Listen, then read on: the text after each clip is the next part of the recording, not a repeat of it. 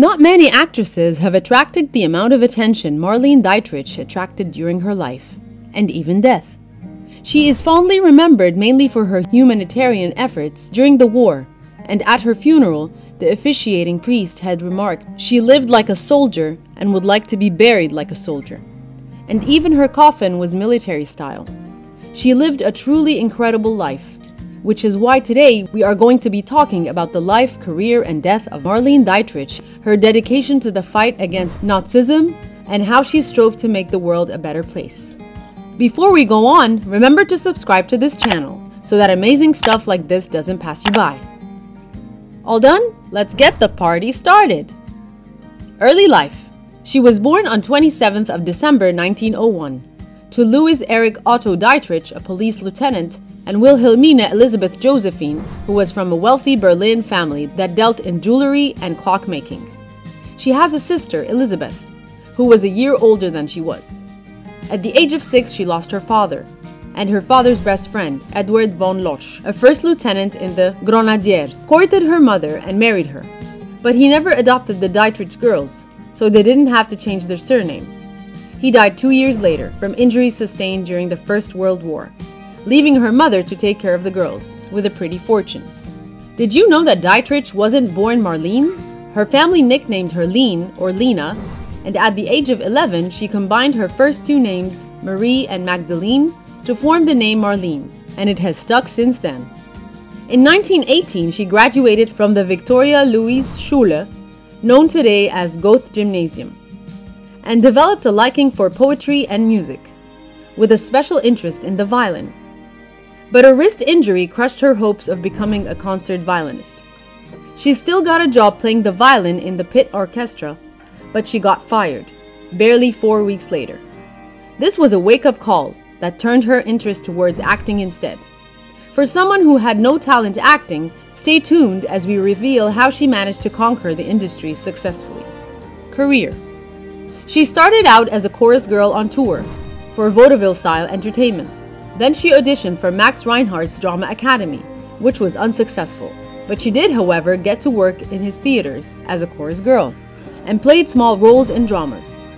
She appeared in her first film, The Little Napoleon, in 1923, where she played a small role.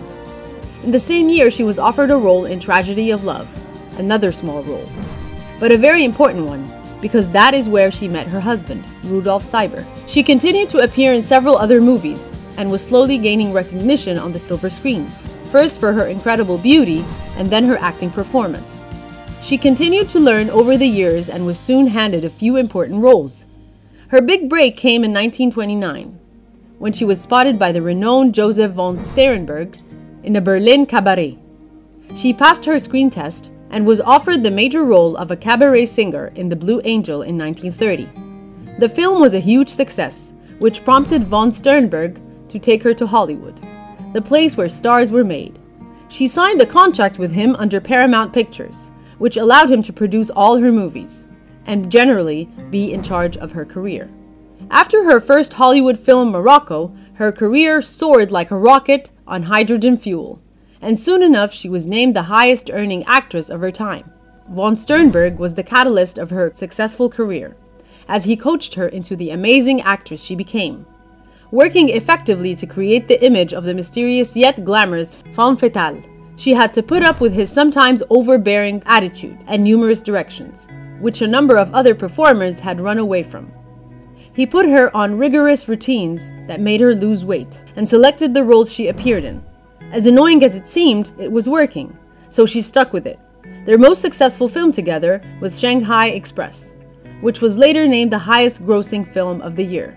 Paramount Pictures eventually fired von Sternberg, and her career came to a screeching halt. She revived her career and made some hugely successful movies, including The Garden of Allah and Night Without Armor, which made her one of the best paid actors at the time. She later revealed that she had been approached by some German extremist party officials who offered her an incredibly lucrative role if she would return to Germany to star in their film, which she declined and applied for American citizenship instead. Personal life. Dietrich was known for her strong political convictions and was never shy to speak up against the wrongdoings of the German extremist group. In the late 1930s, she used her entire salary from one of her highest-paying movies to help the refugees, and using her influence was able to get them to safety. She was known to take extended tours for the USO, performing for the Allied troops, and living amongst them, sharing their struggles. She was labeled a traitor and was threatened a whole lot during her lifetime. After the war, she received a Medal of Freedom in November 1947 for her extraordinary record entertaining troops overseas during the war.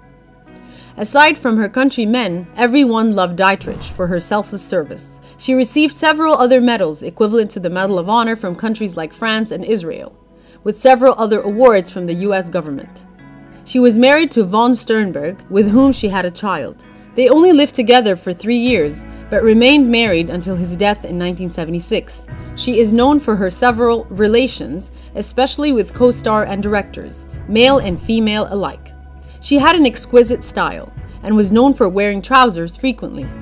Edith Head had once mentioned that she knew more about fashion than anyone else, despite Dietrich's claims that clothes are boring, and she does not dress for fashion. She was dubbed the world's most glamorous grandmother after her daughter birthed a son. She maintained her glamorous look from her career with the help of temporary facelifts, expert makeups, and wigs.